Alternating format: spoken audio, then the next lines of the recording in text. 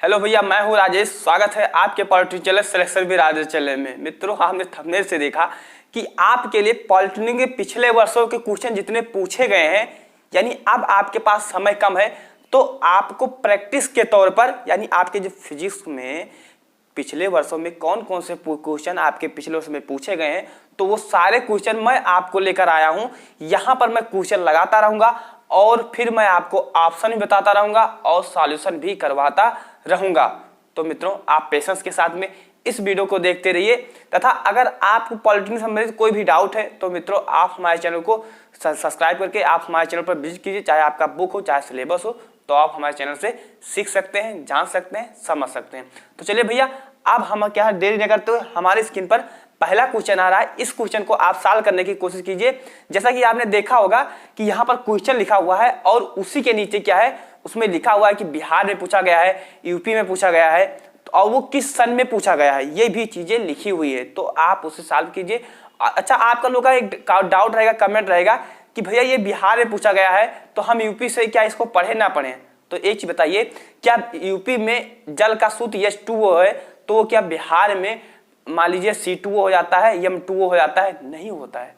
तो चाहे आप यूपी का है या बिहार का है, ये सब क्वेश्चन क्या होता है, रिपीट होते रहे। कभी यूपी में पूछा गया तो वही क्वेश्चन अगले साल बिहार में पूछ लिया गया, जो क्वेश्चन बिहार में पूछा गया वही अगले साल यूपी में पूछ लिया गया, हरियाणा में पूछ लिया गया, छत्तीसगढ़ में पूछ लिया गया। तो आप पॉलिटेक्निक की तैयारी करिए, ना कि यूपी की तैयारी करिए, ना कि बिहार की तैयारी करिए। तो सबसे पहला क्वेश्चन हमारा कह रहा है कि हमारे सौर मंडल की आयु कितनी है।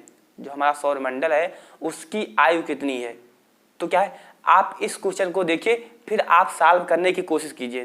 देखिए, हमारे जो सौरमंडल की अब बची हुई आयु है वो लगभग में, जी हाँ भैया, लगभग में 4.6 क्या है, बिलियन वर्ष है।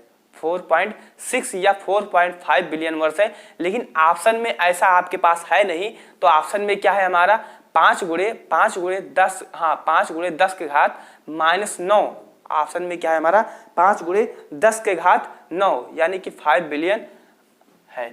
यानी अगर ऑप्शन में 4.6 रहता या समथिंग 4.5 रहता, बिलियन वर्ष रहता, तो हम इसे क्या है टिक कर देते।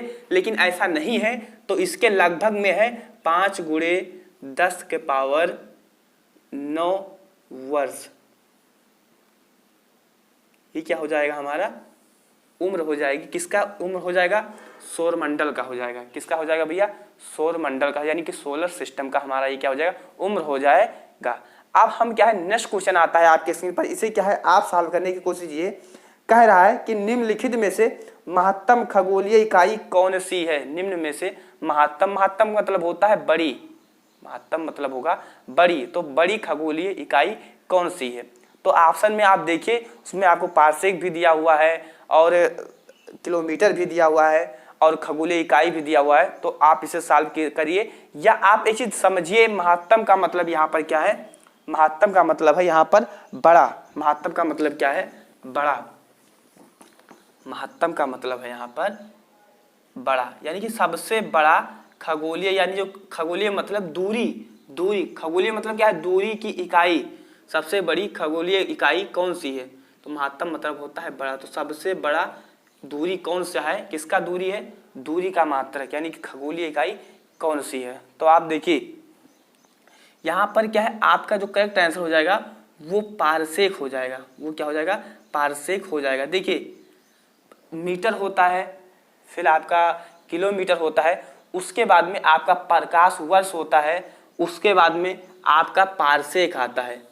क्या आता है भैया, पारसेक आता है। तो सबसे बड़ी जो हमारी दूरी की इकाई है वो क्या है, पारसेक है। तो ये क्वेश्चन आपका क्या है, सॉल्व हो गया, क्लियर हो गया। अब आते हैं हम नेक्स्ट क्वेश्चन पर। नेक्स्ट क्वेश्चन हमारा क्या कह रहा है बाबू, 1 नैनोमीटर के तुल्य है। हाँ, ये क्वेश्चन आप लोगों के लिए बहुत इंपॉर्टेंट है। इसमें बच्चे क्या है, गलती करेंगे, 10 के पावर -9 वाला ठोक कर चले आएंगे, और वो क्या है, वो समझेंगे कि हमारा क्वेश्चन क्या है, जो हमने सॉल्व किया वो सही है। लेकिन इसमें आप अच्छे से देखिए, जो हमारी नैनोमीटर होता है उसका क्या होता है, 1 नैनोमीटर बराबर, मैं शॉर्ट फॉर्म में लिख रहा हूँ, 1 नैनोमीटर बराबर होता है, 1 नैनो बराबर होता है 10 के घात -9 मीटर होता है। क्या होता है भैया, 10 के घात -9 मीटर होता है। लेकिन जब आप अपने ऑप्शन में देखोगे, जो आपका क्वेश्चन है इसके ऑप्शन में देखोगे तो सबका जो ऑप्शन दिया हुआ है वो किस में दिया हुआ है, सेंटीमीटर में दिया हुआ है। किस में दिया हुआ है, सेंटीमीटर में दिया हुआ है। तो जब आप इसको अच्छे से देखोगे कि ये मीटर में है और जो आपका ऑप्शन दिया हुआ है वो किस में दिया हुआ है, सेंटीमीटर में, यानी कि सेमी में दिया हुआ है, सेंटीमीटर में दिया हुआ है। अच्छा एक चीज बताइए, किसी भी दूरी को या मात्रा को मीटर से या मीटर को हम सेंटीमीटर में बदलने के लिए क्या करते हैं, मीटर को सेंटीमीटर में बदलने के लिए हम क्या करते हैं, तो आप कहोगे भैया हम 100 से भाग करते हैं। जिनको ना समझ में आया होगा मैं अच्छे समझा रहा हूं। देखिए जो हमारा 100 सेंटीमीटर,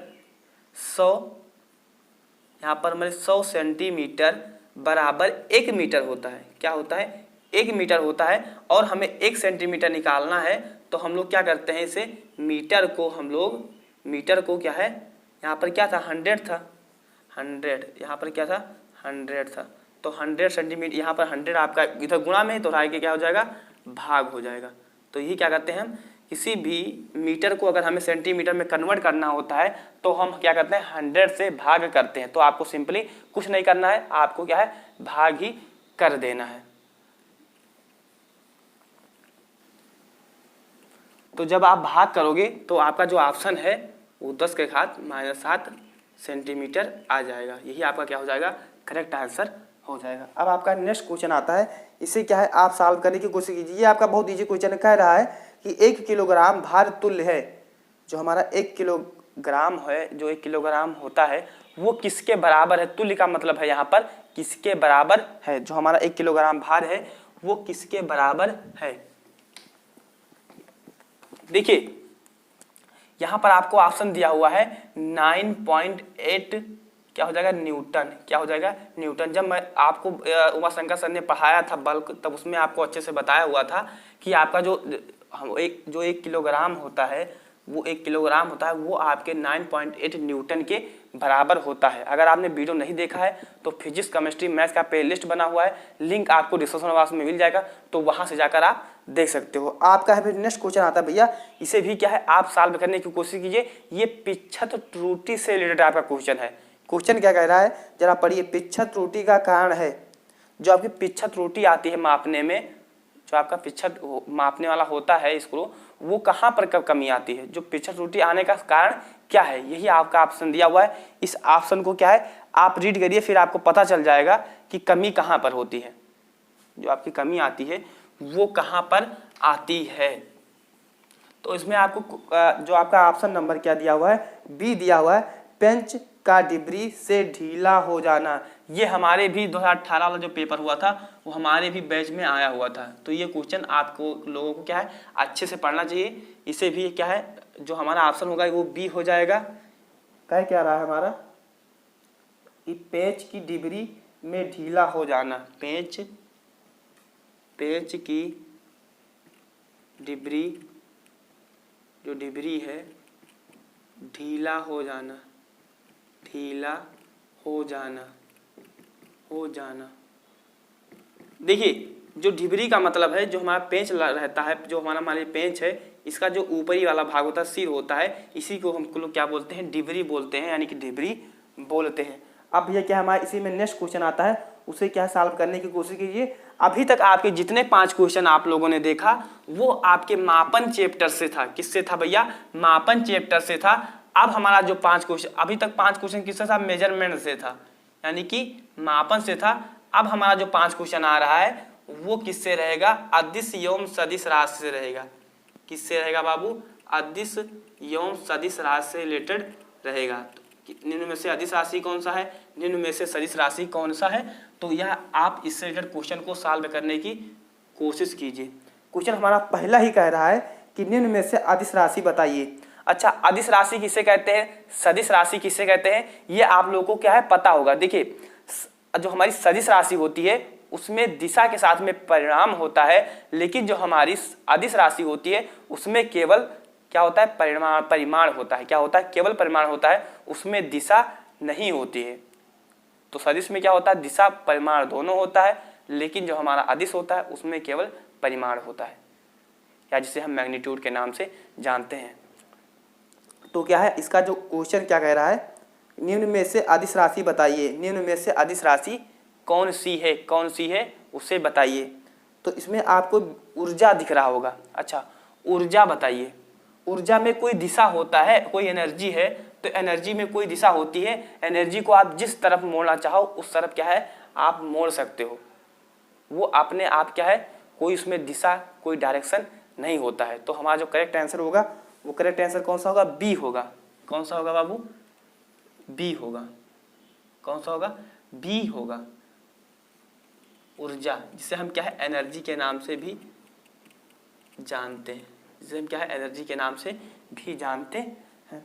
अब क्या है इसी से रिलेटेड हमारा नेक्स्ट क्वेश्चन है भैया, निम्न में से कौन सा एक सदिश राशि है, निम्न में से कौन सी सदिश राशि है। सदिश राशि किसे कहते हैं ये आप लोगों को पता है, जिसमें क्या होता है डायरेक्शन होता है और मैग्नीट्यूड होता है। सदिश राशि किसे कहते हैं, सदिश राशि किसे कहते हैं जिसमें हमारा दो चीजें होती हैं। पहला तो आता है डायरेक्शन, डायरेक्शन मतलब होता है दिशा, डायरेक्शन। और सेकंड आता है मैग्नीट्यूड, मैग्नीट्यूड, मैग्नीट्यूड इसका मतलब होता है दिशा, इसका मतलब होता है दिशा, इसका मतलब होता है परिमाण, इसका मतलब होता है परिमाण। तो सदिश राशि वह राशियां होती हैं जिनमें क्या है दिशा होता है, परिमाण होता है, लेकिन अदिश राशियां वह राशियां होती हैं जिनमें केवल क्या होता है परिमाण होता है। तो देखिए आपका इसमें क्वेश्चन कह रहा है कि निम्न में से कौन सा सदिश राशि है, यानी ऐसी कौन सी, आपको 4 ऑप्शन दिया हुआ है तो इसमें बताइए कि किसमें, किस राशि में दिशा के साथ में परिमाण होता है। आपको अगर सदिश कहा जाए तो क्या है आप दिशा के साथ में परिमाण आपको दोनों बताना रहेगा। तो कौन सा होगा, कार्य होगा। कौन सा होगा बाबू, कार्य होगा। कौन सा होगा, कार्य। आपका ऑप्शन नंबर कौन सा है ये बताइए, ये है आपका ऑप्शन नंबर ये कार्य। क्या होगा, कार्य, यानी कि जिसे हम वर्क के नाम से जानते हैं। क्या होगा, वर्क होगा। अब क्या है आपसे सामने नेक्स्ट क्वेश्चन आ रहा है, उस क्वेश्चन को क्या है आप सॉल्व करने की कोशिश कीजिए। ये क्वेश्चन आप लोगों के लिए बहुत इंपॉर्टेंट है। सदिश राशि है, निम्न में से सदिश राशि कौन है, ये सेम क्वेश्चन है। तो इसका जो करेक्ट आंसर होगा ऑप्शन नंबर कौन सा होगा, सी होगा, या जिसे हम बेग बोलते हैं, बेग बोलते हैं, या जिसे वेलोसिटी के नाम से जानते हैं, बेग या वेलोसिटी के नाम से हम लोग जानते हैं।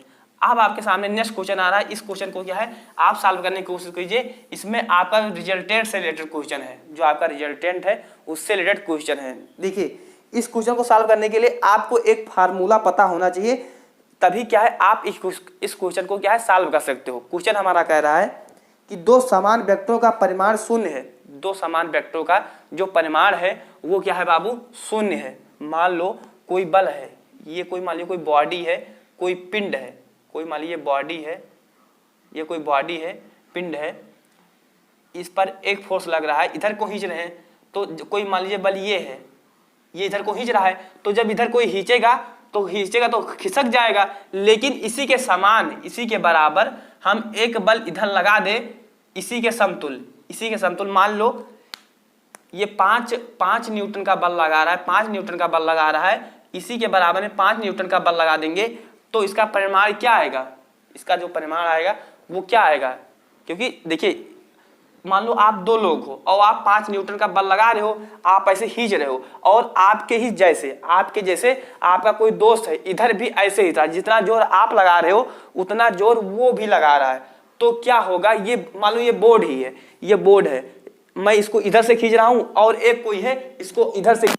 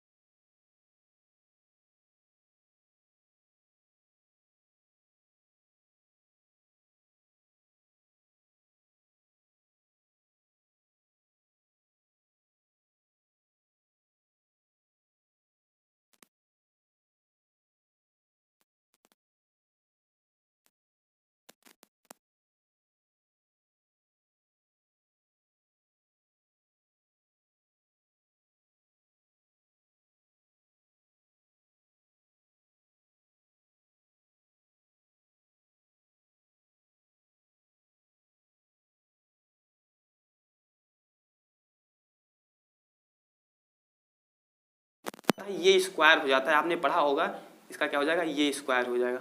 अब क्या करिए, आपको कुछ नहीं करना है, इसे क्या है आप कॉमन ले लीजिए, तो r बराबर हो जाएगा। अच्छा एक चीज बताइए, r बराबर यहाँ पर दिया है ना कि r जो आपका परिणामी है वो क्या है, शून्य है, वो आपका जो परिणाम क्या है, शून्य है, तो r बराबर दिया हुआ है, r बराबर 0 दिया हुआ है, तो r बराबर क्या रख दीजिए, यहाँ पर आप 0 रख दीजिए, r बराबर 0 रख दीजिए, और ये रूट के अंदर, और ये स्क्वायर था तो ये 2a स्क्वायर हो जाएगा, प्लस में क्या हो जाएगा 2a स्क्वायर हो जाएगा, प्लस में क्या होगा फिर भैया यहाँ पर कॉस थीटा हो जाएगा, क्या हो जाएगा। अब यहाँ पर एक चीज देखिए, यहाँ पर कुछ आपका कॉमन है, क्या कॉमन है बाबू, यहाँ पर देखो कुछ क्या है आपका कॉमन है, क्या कॉमन है, यहाँ पर देखिए एक दो, यहाँ पर क्या है 2, 1 2 या 2a स्क्वायर क्या करिए आप यहाँ से कॉमन ले लीजिए, 2a स्क्वायर क्या करिए आप यहाँ से कॉमन ले सकते हो, तो 0 इक्वल √2 ये आपका क्या हो जाएगा कॉमन हो जाएगा, और फिर क्या बचेगा 1 प्लस कॉस थीटा है, यहाँ पर ये क्या है थीटा आपका बचेगा। फिर क्या करिए, इसको जब आप इधर लेकर आओगे तो ये क्या हो जाएगा 0 हो जाएगा, इधर जब लेकर आओगे तो भाग में आएगा, और ये फिर हमारा क्या 0 हो जाएगा, और बचेगा 1 प्लस कॉस थीटा बचेगा। उसके बाद में आप एक चीज देख सकते हो, इधर ये प्लस में है, इधर आएगा तो क्या हो जाएगा माइनस हो जाएगा, तो यानी कॉस थीटा बराबर क्या हो जाएगा -1 हो जाएगा। और जब थीटा का वैल्यू हम लोग यहाँ से जब निकालेंगे तो ये -1 जो हमारा -1 होता है वो कास के किस वैल्यू में 1 होता है। तो आप सारणी पढ़िएगा जो त्रिकोणमिति का सारणी है, तो उसमें 180 का मान ये कैसे होता है मैं आपको बता दूं, ये कास इनवर्स हो जाएगा, कास इनवर्स -1 होगा, तो ये हो जाएगा कास 180 का मान, क्या हो जाएगा कास 180 का मान जो हमारा 1 होता है।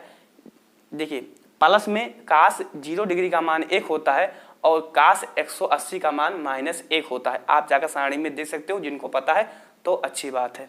अब आप क्या है इसको समझ गए, अगर आप इसको स्क्रीनशॉट लेना चाहते हो तो इसके साथ ले सकते हो। ये क्वेश्चन आपके एग्जाम में बहुत इंपॉर्टेंट रखते हैं, तो अगर आप सॉल्व करके जाते हो तो अच्छी बात है, अगर नहीं सॉल्व कर पा रहे हो तो आपको ये एक चीज ध्यान रखना है कि जो हमारा ये है और बी है, इनका जो कोण होगा, एंगल होगा, ये एंगल जो होगा वो 180 डिग्री का होगा, क्योंकि कोई भी लाइन होती है, मान लो यहाँ एक लाइन गई और ये लाइन यहाँ गई, तो इसको जब आप चेक करोगे तो आपका 180 डिग्री का एंगल बनाता है, तो आप ऐसे भी समझ सकते हो। अब चलिए नेक्स्ट क्वेश्चन हमारा आता है भैया कि सदिश राशि है, निम्न में से सदिश राशि कौन सी है। नेक्स्ट क्वेश्चन आ रहा है, इसे क्या है आप सॉल्व करने की कोशिश कीजिए। फिर आगे सदिश और अदिश मापन चैप्टर से जितने क्वेश्चन बन रहे थे मैंने क्या है सॉल्व करवा दिया है, तो आप देख भी सकते हो।